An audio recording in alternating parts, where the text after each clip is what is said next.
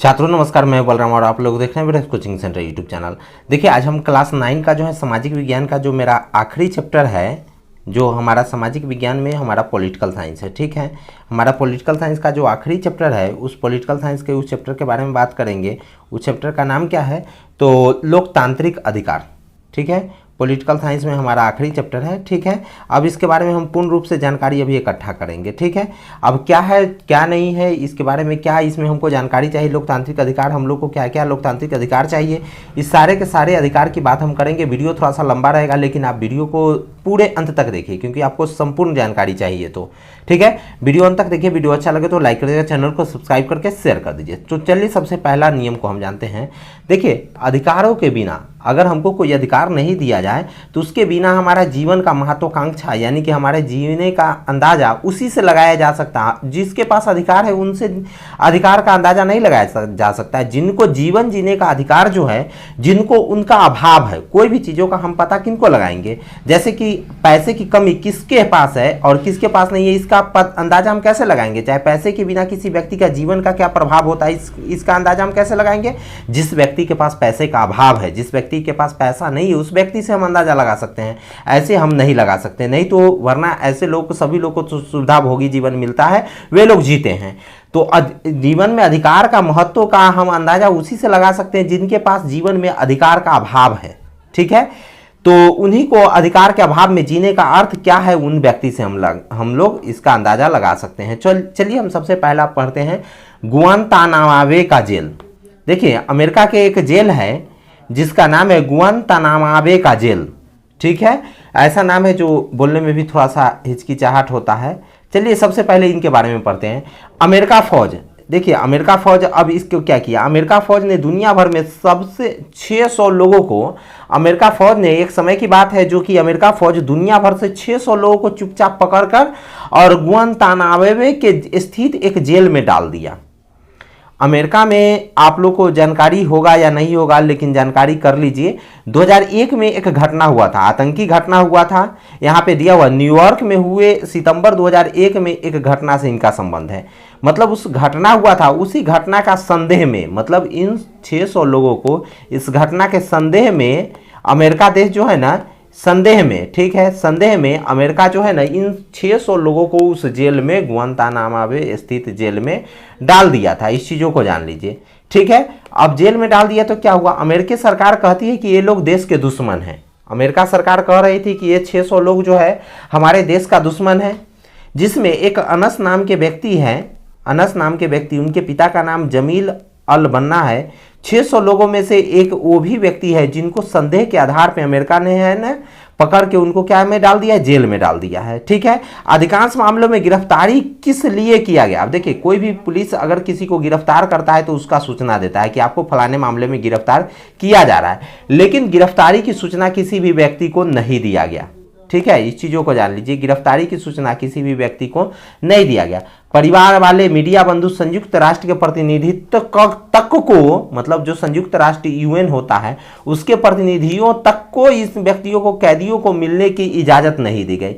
और इस जो भी कैदी को इसमें डाला गया उस व्यक्ति को न मीडिया से मिलने का अलाउ था, न किसी संयुक्त राष्ट्र जो यूएन होता है, अंतर्राष्ट्रीय जो संधि है, अंतर्राष्ट्रीय जो एक बना हुआ है, जो संगठन बना हुआ है, उसके किसी भी प्रतिनिधियों से भी मिलने का अलाउ नहीं था, न मीडिया से उसमें बंद किसी भी व्यक्तियों, कैदियों से मिलने का इजाज़त था।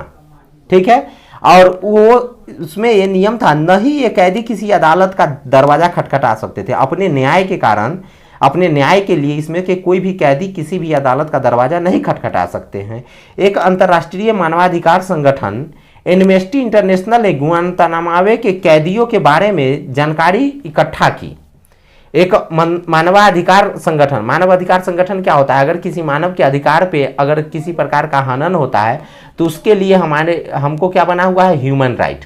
ठीक है, ह्यूमन राइट हमारे भारत में भी है, मानवाधिकार आयोग। ठीक है, ह्यूमन राइट बना हुआ है। ठीक है, ह्यूमन राइट क्या करता है, मानव के अधिकार को लेकर के, मानव के अधिकार दिलाने को लेकर के लड़ता है। ठीक है, सरकार से भी लड़ता है और कोई भी संस्था जो गलती करता है उनके से भी लड़ता है। ठीक है, वो एक अंतर्राष्ट्रीय मानवाधिकार जो संगठन था, एम्नेस्टी इंटरनेशनल ने क्या चीज़, गुआंतानामो में जो कैदी सब बंद था उनके बारे में सूचना इकट्ठा करना शुरू कर दिया। उन कैदियों पर होने वाले अत्याचार के बारे में भी उन्होंने पता लगाया। ठीक है, कैदी भूख हड़ताल करके अपना विरोध दर्शाना चाहते थे। कैदी सब ये चाहते थे कि हम भूख हड़ताल करेंगे, सरकार जो है ना हमको यहाँ से बाहर नहीं निकाल रही, चाहे किस कारण हमको बंद की है ये बारे में भी नहीं बता रही। तो इसके लिए कैदी सब चाह रहे थे कि हम भूख हड़ताल करें। ठीक है, तब भूख हड़ताल करने पे कैदी के जबरदस्ती नाक मुंह के खाने उनको खाना खिलाया जाता था। ठीक है, नाक मुंह के रास्ते उनको खाना खिलाया जा सकता है। आप अंदाजा लगा सकते हैं कि कितना खतरनाक ये कानून बना रहा होगा। अमेरिका ने कितना मतलब जबरदस्ती उन लोगों पे अत्याचार किया था। निर्दोष करार कैदियों को भी रिहा नहीं किया गया। जो कैदी ये पूर्ण रूप से मतलब उनके ऊपर में सिद्ध हो गया था कि ये कैदी सब निर्दोष हैं, उनको भी उस जेल से रिहा नहीं किया गया। अब आगे बढ़िए। संयुक्त राष्ट्र सचिव यूएन के जो सचिव थे, गुआंतानामो जेल को बंद के रिहा करने को कहा तो इसे भी मानने को इनकार कर दिया था। किसने? अमेरिका ने। अब जानते हैं अमेरिका पावरफुल देश है, इसीलिए संयुक्त राष्ट्र के भी फैसले को मानने से इनकार कर दिए। अब आप सोच सकते हैं कि जो यह अमेरिका के जो यह व्यक्ति, जो अमेरिका सरकार जो यह ऐसे 600 व्यक्तियों को जो जेल में डाल दिया गया था और उन व्यक्तियों को अपने सारे अधिकार खो देना पड़ा था, उन व्यक्तियों को कोई भी अधिकार नहीं था, उन व्यक्तियों के ऊपर में क्या गुजरा होगा ये आप अंदाजा लगा सकते हैं। और अंदाजा लगाइए कि कैसी कैसी प्रताड़नाएं वे लोग झेले होंगे। ठीक है, अब फिर हम आगे बढ़ते हैं। सऊदी अरब में एक नागरिकता अधिकार। ठीक है, सऊदी अरब जो देश है उसके नागरिकता का अधिकार को हम सबसे पहले देखते हैं कि कितना खराब उसका नागरिकता अधिकार है।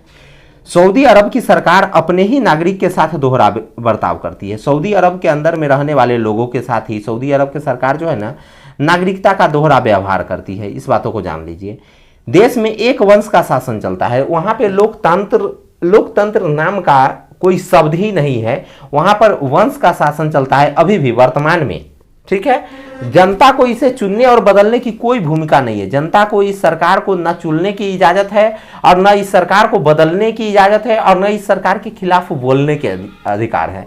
अभी हमारा भारत लोकतांत्रिक देश है, हमारा भारत डेमोक्रेटिक देश है। हम लोग इसमें जो है ना हम सरकार के खिलाफ हम लोग विरोध भी प्रदर्शन कर सकते हैं, इस बात को याद रखिएगा।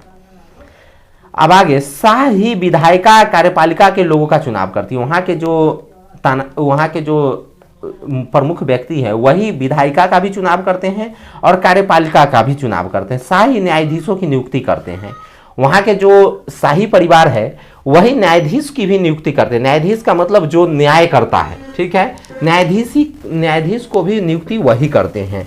और उसके बाद न्यायालय के निर्णय को शाह पलट बदल सकते हैं। अगर न्यायालय कोई निर्णय गलत देते हैं, उनके विरुद्ध निर्णय देते हैं, जनता के पक्ष में देते हैं, तो अगर शाही परिवार अगर चाहे तो उस निर्णय को पलट सकते हैं। इस बातों को याद रखिएगा। कोई भी व्यक्ति राजनीतिक दल या संगठन नहीं बना सकता।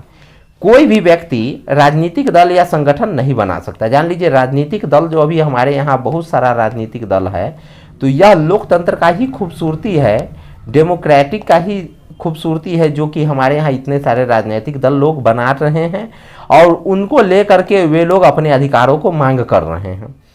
मीडिया शाह के मर्जी के खिलाफ कोई खबर नहीं दे सकता। मीडिया जो है शाह के मर्जी के, वहाँ के राजा के मर्जी के खिलाफ कोई भी खबर नहीं चला सकता। अगर उनके बारे खिलाफ खबर चलाएंगे तो मीडिया को भी समझिए कि मीडिया गिरी उनका खत्म हो गया।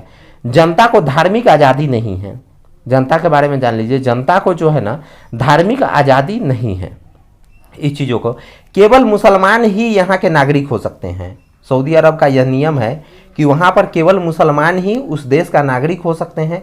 दूसरे धर्म को सार्वजनिक रूप से अनुष्ठान पर रोक है। धर्म की पूजा पाठ अपने घर के अंदर। मान लेते हैं कि कोई हिंदू धर्म के व्यक्ति वहाँ पर रह रहे होंगे, ठीक है, सऊदी अरब का निवासी होंगे, लेकिन उन व्यक्तियों को भी पूजा पाठ करने का रोक है। अगर वे उनको पूजा पाठ कर रहा है तो वे अपने घर में पूजा पाठ करेंगे, घर से बाहर निकलकर पूजा पाठ नहीं करेंगे। लेकिन हाँ, मुसलमान धर्म है, इस्लाम धर्म है, तो इस्लाम धर्म के लोग कहीं भी पूजा पाठ कर सकते हैं। उनके लिए मंदिर मस्जिद का व्यवस्था है। वो सऊदी अरब में जान लीजिए, सऊदी अरब एक ऐसा देश है जहाँ पे एक भी मंदिर नहीं है। इस चीज़ों को जान लीजिए। सऊदी अरब में औरतों और पुरुषों को वैधानिक रूप से पाबंदी देखने को मिलता है। वैधानिक रूप से सऊदी अरब में बहुत सारा औरतों में और पुरुष में बहुत पाबंदी है। महिलाओं को वहां पर बहुत सारा पाबंदी है। मताधिकार, वोट डालने का अधिकार नहीं है, वाहन चलाने का अधिकार नहीं है, लेकिन अब महिलाओं को वाहन चलाने का वहां अधिकार मिल गया है, ठीक है, और वोट भी डालने का अधिकार मिलने वाला है, क्योंकि वहां के महिलाएं लोग जो है ना काफी इसको लेकर के लड़ाई कर रही हैं। अब देखिए एक और देश है कोसोवो, ठीक है। कोसोवो में जातीय नरसंहार किस प्रकार से हुआ है, वहां पे जातियों को लेकर के भेदभाव जो चलता है, जातियों को लेकर के जो लड़ाई झगड़ा चलता है, किस प्रकार वहां पे चल रहा है, इसको देखिए। कोसोवो पुराने यूगोस्लाविया का एक प्रांत है। अल्बेनियाई लोगों की संख्या बहुत ज़्यादा थी। यहाँ पे अल्बेनियाई लोग जो है, यूगोस्लाविया एक देश है, उसी के प्रांत में जो है ना कोसोवो एक जगह है, ठीक है। वहाँ पे अल्बेनियाई लोगों की संख्या अत्यधिक है, परंतु पूरे देश में सर्ब लोग बहुसंख्यक है। परंतु पूरे देश में सभी लोग जो है ना, सभी लोग, बहुत सारा लोग जो है ना बहुसंख्यक है। बहुसंख्यक का मतलब आप समझ गए होइएगा। बहुसंख्यक के मतलब बहुत ज़्यादा संख्या में हर लोग, हर धर्म के लोग वहाँ पे पाए जाते हैं। उग्र राष्ट्रवाद से मिलोसेविक कोसोवो को चुनाव जीत हासिल कर ली। उग्र सर्व राष्ट्रवाद के कारण जो है ना मोलोसेविक नाम का एक पार्टी है, एक धर्म के लोग हैं जो वहाँ के चुनाव को जीत लिए। मोलोसेविक सरकार की अल्बेनियाई लोगों के प्रति बहुत ही कठोर व्यवहार, और वहाँ के एक और अन्य लोग हैं अल्बेनियाई, एगो मिलोसेविक है और एक अल्बेनियाई है, दोनों समान नागरिकता है। लेकिन उग्र राष्ट्रवाद के कारण मिलोसेविक ने जो है ना चुनाव जीत लिया, अल्बेनियाई लोग इसमें हार गए और उनके ऊपर में बहुत कठोर व्यवहार किया। कौन? मिलोसेविक ने।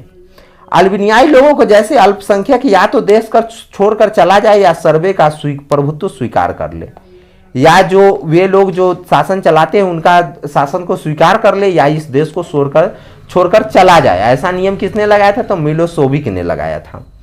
कोसोवो के एक शहर 1999 में अल्बेनियाई परिवार के साथ एक घटना घटी। देखिए अल्बेनियाई का एक परिवार थे, उनके साथ एक घटना घटा। इसको घटना को देखिए तो अल्बेनियाई का एक 74 वर्षीय बतीसा होम्सा नाम की महिला थी, उनका पति 77 वर्षीय इजेत, दोनों मिलकर के, ठंडी महीना था, दोनों आग ताप रहे थे। वहां पे जो है ना सर्बिया की फौज जो है ना सभी लोग उस शहर में घुस कर आई और विस्फोट करने लगे। विस्फोट का मतलब गोली बम बंदूक बरसाने लगे। तभी दरवाजा खोलकर 5 से 6 सैनिक दनादन अंदर आए हुए इनके घर में आए। किनके घर में? तो बतीसी होम्सा के घर में, और उनसे पूछा कि बच्चे कहाँ हैं, मतलब बच्चे कहाँ हैं। क्या उन्होंने जवाब दिया, सो हमको नहीं जानना है। लेकिन इजेत का मतलब इनका जो बतीसा होम्सा थी, इनके पति जो इजेत थे, इनकी छाती में 3 गोलियां दाग दी। होम्सा की शादी की अंगूठी उतार कर फेंक दिया, उसके घर को आग लगा दी। जो होम्सा थी उसके इजेत के पत्नी, उसकी शादी की अंगूठी उतार के फेंक दिया और उनके घर में आग लगा दिया। कहाँ के सैनिक? तो वो हैं के सैनिक। बरसात में बेसहारा होकर बेबस लाचार सड़क पर खड़ी हुई। सबके साथ जनता चुनी हुई सरकार के साथ नरसंहार कर सेना के लोकतांत्रिक नेता कहने पर किया। जब सेना से यह बात पूछा गया कि आप किनके कहने पर ये काम कर रहे हैं, तो उन्होंने कहा जो लोकतंत्र में जो नेता चुना गया है, यह नेता के कहने के अनुसार हम यह काम कर रहे हैं, ठीक है, जो जातीय पूर्वाग्रह से प्रेरित था। और वो नेताजी जो थे वो जातीय मंशा से प्रेरित थे। जातीय मंशा का आप मतलब समझ गए होइएगा। वे जाति से, जो आप यहाँ पे देखे हैं कि मोल्सोविक मिलकर के सरकार चलाए, तो अल्बेनियाई लोगों पर ये लोग अत्याचार करने लगे। ऐसा नहीं था कि मोल्सोविक पे अत्याचार किए, केवल अल्बेनियाई लोग। तो जो यहाँ पर जो था बतीसी, इसमें इसका नाम क्या था? बतीसी होम्सा। तो एक कहाँ थे? अल्बेनियाई लोग थे, जो जातीय पूर्वाग्रह से प्रेरित था। आखिरकार कई देशों के दखल से यह काम रुक गया। जब ऐसा देखा, कई देश मिल करके इस काम को दखल अंदाजी करने लगे कि नहीं, ये नियम खराब है, ऐसा नियम आप नहीं कर सकते हैं, ठीक है। तो इसी को लेकर के जो है ना वहाँ के लोग जो है ना, जब उनके उस देश में यह कानून लगा, तो वहाँ के लोगों जो है ना, वहाँ के लोगों को जा करके अंतिम में इसको लेकर के आज़ादी मिला। बाद में अंतर्राष्ट्रीय न्यायालय में मोल्सोविक के खिलाफ मानवता विरुद्ध कृति के किए मुकदमा चलाने लगा। लोकतंत्र में अधिकार। अब लोकतंत्र में अधिकार क्या होना चाहिए? अब हम लोग का यहाँ लोकतांत्रिक अधिकार है, हमारा अधिकार क्या होना चाहिए, तो उसके बारे में हम लोग बात करते हैं।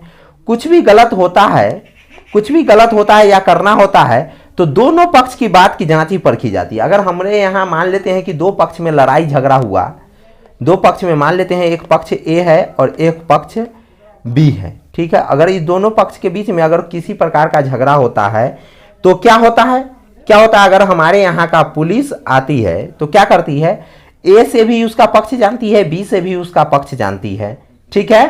तो क्या हुआ, यही हमारा लोकतांत्रिक अधिकार होता है कि दोनों व्यक्तियों से किसी भी अधिकार के मामले में दोनों व्यक्तियों से उसका राय जानना चाहिए। और अधिकार का मतलब ये होनी चाहिए कि लोगों की सुरक्षा, अधिकार का मतलब ये होना चाहिए कि लोगों की सुरक्षा हो। ऐसा अधिकार कोई अधिकार नहीं होता जिससे लोगों का सुरक्षा में हनन हो, और उसके सम्मान का ख्याल किया जाना चाहिए। जो अधिकार होता है तो उसके सम्मान का ख्याल किया जाना चाहिए और समान अवसर उसमें उनको मिलना चाहिए। समान अवसर के मतलब आप समझ गए होइएगा, ठीक है। आगे बढ़ते हैं। अधिकार क्या होता है, अधिकार लोगों का तार्किक दावे हैं। तार्किक दावे का मतलब उन लोगों का जो है ना, उन लोगों का अधिकार का मतलब क्या होता है, अधिकार उन लोगों का जो है ना लोकतांत्रिक अधिकार है, ठीक है। तार्किक दावे, इनकी स्वीकृति अदालतों के द्वारा मान्यता मिली है। हम लोग का क्या अधिकार है, वे हम लोग के संविधान में लिखा हुआ है। लोकतंत्र की स्थापना अधिकार के लिए ही हुआ था, ठीक है। लोकतंत्र में अधिकारों, लोकतांत्रिक अधिकार की क्या जरूरत है, इसमें हर नागरिक को वोट देने और चुनाव लड़ने का अधिकार है। इस बातों को जान लीजिए। लोकतांत्रिक सबसे बड़ा अधिकार है कि कोई भी व्यक्ति इसमें वोट डाल सकता है और चुनाव लड़कर इस देश का प्रतिनिधित्व कर सकता है, ठीक है। आगे बढ़ते हैं। लोकतांत्रिक चुनाव में लोग अपना विचार व्यक्त करते हैं। लोकतंत्र में जो लोग अपना चुनाव लड़ते हैं वे लोग अपना विचार को व्यक्त करते हैं। राजनीति पार्टी बनाने और इनकी गतिविधियां को भी आज़ादी है। लोगों को राजनीति पार्टी भी बनाने का आज़ादी है और उनके गतिविधियों का ख्याल रखने का भी आज़ादी है कि राजनीति पार्टी कर क्या रही है, लोगों के लिए जो है लोक कल्याणकारी राज्य स्थापित कर रही है कि नहीं कर रही है। इस बातों को याद रखिएगा। अधिकतर बहुसंख्यक दमन से अल्पसंख्यकों की रक्षा करती है। हमारे यहाँ के संविधान जो है हम लोग को बहुसंख्यक मतलब जिन लोगों की संख्या ज़्यादा है वे लोग कम संख्या वाले लोगों पे अत्याचार न करें, इसके लिए संविधान बना हुआ और इसके लिए पुलिस बल बनाया गया है, ठीक है। कि अगर कोई लोग ऐसे लोगों पे अत्याचार करती है तो उनके खिलाफ हमारे यहाँ क्या है, न्यायालय में विरुद्ध मुकदमा चलता है और वे लोग दोषी सिद्ध होते हैं तो उनको जेल और भी अन्य सजा होता है, ठीक है। अधिकार स्थितियों के बिगड़ने पर एक गारंटी जैसा है। अधिकार स्थितियों के बिगड़ने पर एक तरह की गारंटी जैसा है। अगर किसी प्रकार की स्थिति बिगड़ता है तो उसके गारंटी जैसा है हमारा अधिकार। इस चीजों को जान लीजिए। सरकार कभी कभी तानाशाही करने लगती है, याद रखिएगा। सरकार कभी कभी तानाशाही रवैया अपनाने लगती है। लोग कोई भी आंदोलन करता है तो उसके ऊपर लाठी बरसाने लगती है, तो यह तानाशाही हुआ, ठीक है। इससे बचाने के लिए संविधान बनाया गया है ताकि सरकार भी कोई नियम का उल्लंघन न कर सके, इसीलिए संविधान बनाया गया है। नहीं तो सरकार का जो मर्जी होगा वो करने लगेगा। भारतीय संविधान में क्या क्या अधिकार हम लोग को दिया गया है उसको देखिए। तो अधिकार, कुछ अधिकार जो हमारे जीवन के लिए मौलिक है। मौलिक का मतलब क्या चीज है, हमारे लिए जरूरी है, ठीक है। भारतीय संविधान में एक विशेष दर्जा दिया गया है, उसको मौलिक अधिकार कहा गया है। भारतीय संविधान में एक विशेष दर्जा दिया गया है जिसको हम लोग क्या बोलते हैं, मौलिक अधिकार। मौलिक अधिकार हमको दिया गया है, इसके बारे में विशेष जानेंगे। ये बुनियादी मानवाधिकार है, मतलब मानव का, ये हर मानव का ये अधिकार है, इसीलिए इसको मानवाधिकार कहा जाता है। लोकतंत्र में प्रत्येक नागरिक को उसके व्यक्तित्व के विकास के लिए दिए जाते हैं। ये अधिकार संविधान द्वारा उनको गारंटी दिया गया है। वे अपने सभी नागरिकों के समानता, स्वतंत्रता और न्याय को सुरक्षित करने का वादा करते हैं। इसीलिए भारत के संविधान महत्वपूर्ण बुनियादी विशेषता है। भारत के संविधान का महत्वपूर्ण बुनियादी विशेषता। अब देखिए हम लोग को मौलिक कौन कौन से अधिकार प्राप्त हैं। हम लोग को मौलिक कौन कौन से अधिकार प्राप्त है, समानता का अधिकार, हर लोग को समान समझने का अधिकार, स्वतंत्रता का अधिकार, धार्मिक स्वतंत्रता के अधिकार, शिक्षा और संस्कृति का अधिकार, शोषण के विरुद्ध अधिकार, संवैधानिक उपचारों का अधिकार। इन सभी को डिटेल में चलिए आगे जानते हैं। सबसे पहला हम जानते हैं समानता का अधिकार। देखिए अब समानता का अधिकार में क्या है और हम लोग को क्या क्या चीज़ों की समानता मिलती है। सरकार के किसी भी धर्म या जाति समुदाय के जन्म स्थल के आधार पर भेदभाव नहीं कर सकती। सरकार जो है किसी भी धर्म या जाति के लोगों को जन्म के आधार पे उसके साथ भेदभाव नहीं कर सकती। इस बातों को याद रखिएगा। दुकान, होटल और सिनेमा घर जैसे सार्वजनिक स्थल में किसी को प्रवेश से रोक नहीं लगाया जा सकता है, मतलब कोई भी व्यक्ति उसके अंदर प्रवेश कर सकते हैं, इसके लिए उनको समानता दिया गया है। किसी भी व्यक्ति को दर्जा या पद चाहे कानून समान रूप से लागू होता है। कोई भी व्यक्ति को कोई दर्जा चाहिए चाहे कोई पद चाहिए तो हर व्यक्तियों के लिए समान कानून बनाया गया है। कोई भी व्यक्ति कानूनी रूप से अपने पद या जन्म के आधार पर विशेष अधिकार का दावा नहीं कर सकता। ऐसा नहीं है कि कोई जन्म हुआ तो उनको विशेष अधिकार का दावा होगा, लेकिन भारतीय संविधान में आरक्षण दे करके यह किया गया है। लेकिन आरक्षण भी जरूरी है, ठीक है, ताकि गरीब पिछड़े जो लोग हैं उनको उनके अधिकार की रक्षा किया जा सके। अनुच्छेद 14 विधि के समक्ष समता। देखिए, विधि के समक्ष समता, विधि जो होता है हम लोग के कानून जो होता है उसके समक्ष हम लोग को समता करना है। मूल जाति, धर्म, वंश, लिंग, जन्म स्थान के विभेद का प्रतिषेध, मतलब इस सब चीज़ों के आधार पे हम लोग जो है ना हम लोग विभेद नहीं कर सकते किसी भी व्यक्ति। लोक नियोजन में अवसर की समता, सभी लोगों को अवसर की समता मिलना चाहिए। कोई भी लोकतांत्रिक नियोजन होता है तो उसको अस्पृश्यता का अंत, जो छुआछूत की भावना था पहले पुराने समय में लोगों के पास छुआछूत की भावना था तो उसका भी अंत किया गया। कब? लोकतांत्रिक अधिकार हम लोग को मिले। उपाधियों का अंत, उपाधियों का मतलब जैसे कि ऊंचे दर्जे के लोग, कुछ ऐसे जाति के लोग थे जिनको बाबू साहब कह के पुकारा जाता था तो वैसे उपाधियों का अंत किया गया, ठीक है। हमारा मौलिक अधिकार में ऐसे चीजों को अंत किया गया, ठीक है, ताकि ऐसे लोगों को किसी विशेष उपाधि ना मिले। स्वतंत्रता के अधिकार और स्वतंत्र अंतर्गत क्या चीज होता है, स्वतंत्रता के अधिकार क्या होता है उसके बारे में सबसे पहले हम लोग जानते हैं। अभिव्यक्ति की स्वतंत्रता, किसी भी व्यक्ति को जीवन जीने की स्वतंत्रता होना चाहिए। शांतिपूर्ण ढंग से जमा होने की स्वतंत्रता, देश में कहीं भी आने जाने की स्वतंत्रता, किसी भी देश के किसी भी भाग में बसने की स्वतंत्रता, किसी भी देश नहीं अपने देश के किसी भी भागों में बसने की स्वतंत्रता होनी चाहिए। कोई भी काम या धंधा या पेशा करने की स्वतंत्रता हम लोग को होनी चाहिए। कोई भी काम कर सकते हैं, कोई भी धंधा हम लोग कर सकते हैं, ठीक है। वाक की स्वतंत्रता, वाक की स्वतंत्रता का मतलब हम किसी भी चीजों पे हम लोग बोल सकते हैं, ठीक है। अपराधों के लिए दोष सिद्धि संबंध में संरक्षण, अगर कोई अपराध किसी भी व्यक्ति के खिलाफ होता है तो उसमें दोष सिद्धि होने तक उसको संरक्षण दिया जाए।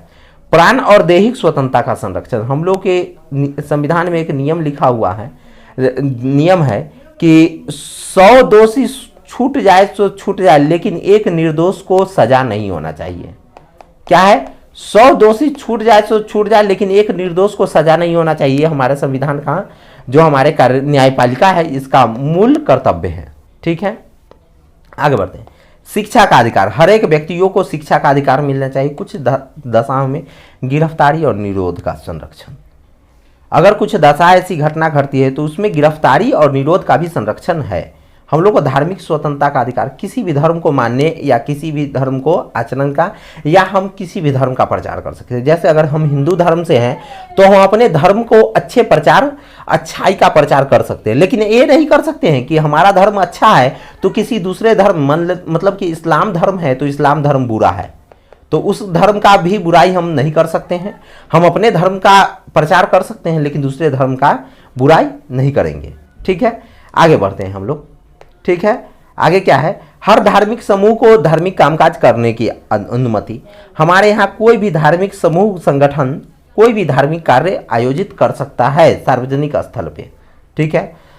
धर्म का प्रचार करने के मतलब किसी का झांसा या लालच देकर धर्म परिवर्तन नहीं करवाना है। हमारे देश में धर्म का प्रचार करके या किसी को झांसा या लालच दे करके, हम किसी को किसी बात का झांसा दे रहे हैं चाहे लालच दे रहे हैं उसको, तब धर्म परिवर्तन करा रहे हैं तो ये हमारे लिए एक कानूनी अपराध है हमारे देश में। अंतःकरण से धर्म के अबाध रूप से मानने और आचरण करने का प्रचार करने की स्वतंत्रता, किसी भी धर्म को प्रचार करने की स्वतंत्रता। धार्मिक कार्यों को प्रतिबंध की स्वतंत्रता, किसी भी धार्मिक कार्यों को कर सकते हैं, ठीक है। कोई भी शिक्षण सामग्री, कोई भी संस्थान, किसी भी व्यक्ति को खोलने की अनुमति और उसको चलाने की अनुमति। शैक्षिक संस्कृति अधिकार, हमारे यहाँ के किसी भी नागरिक को हर भाषा को सीखने का और हर भाषा को बोलने का, हर भाषा में अपना विचार रखने का अनुमति देना। सरकारी या किसी सरकारी अनुदान वाले शैक्षणिक संस्थान में किसी भी नागरिक चाहे किसी भी भाषा या धर्म के आधार पर किसी भी व्यक्ति को, हमारे यहाँ के कोई भी सरकारी संस्थान उसको रोक नहीं लगा सकते, इस बातों को याद रखिएगा। किसी अल्पसंख्यक को अपनी पसंद या शैक्षणिक संस्थान स्थापित करने या चलाने का अधिकार है। किसी भी अल्पसंख्यक व्यक्ति जिनके पास जनसंख्या बहुत कम है इस देश में, उस व्यक्ति को कोई भी शैक्षणिक संस्थान स्थापित करने का भी अधिकार है और उनको चलाने का भी अधिकार है, ठीक है। अल्पसंख्यक वर्गों के हितों का संरक्षण भी हमारे यहाँ। शिक्षा संस्थाओं में प्रशासन और अल्पसंख्यक वर्गों का अधिकार, देखिए शिक्षा की स्थापना में जो है ना प्रशासन अल्पसंख्यक का मदद भी करेगा और उसको अधिकार दिलाने का भी काम करेंगे। शोषण के खिलाफ अधिकार, देखिए शोषण के खिलाफ क्या होता है, हमारे मनुष्य में जाति को अवैध व्यापार माना जाता है और हमारे मनुष्य में जाति जो कह करके जो व्यक्ति किसी प्रकार का धंधा करता है चाहे किसी प्रकार का काम करते हैं उनको क्या चीज़ व्यापार माना जाता है, ठीक है, वे जाति का व्यापारी आदमी है, ठीक है, और उनको संविधान ये इजाज़त नहीं देता है। संविधान किसी किस्म के बेकार और जबरन काम लेने को मना करता है। संविधान किसी भी व्यक्ति को बेकार या जबरन किसी भी काम को लेने में मना करता है। संविधान बाल मजदूरी को मना करता है। बाल मजदूरी का मतलब आप समझ गए होइएगा, बाल मजदूरी का मतलब जो 18 साल से कम उम्र के जो व्यक्ति है उनको किसी भी कंपनी या किसी भी फैक्ट्री में जो है ना काम करने के लिए अलाउ नहीं है। जान लीजिए वैसे व्यक्ति अगर पकड़े जाते हैं तो उस व्यक्ति को भी, उस व्यक्ति के गार्जियन को भी और कंपनी मालिक को भी जुर्माना होता है और सजा होता है। इस बातों को याद रखिएगा। मानव के दुर्व्यापार और बालाश्रम का प्रतिषेध, कारखाने इत्यादि में बालकों को नियोजन पर प्रतिषेध। आगे, कारखाने इत्यादि में बालकों का नियोजन नहीं कर सकते हैं।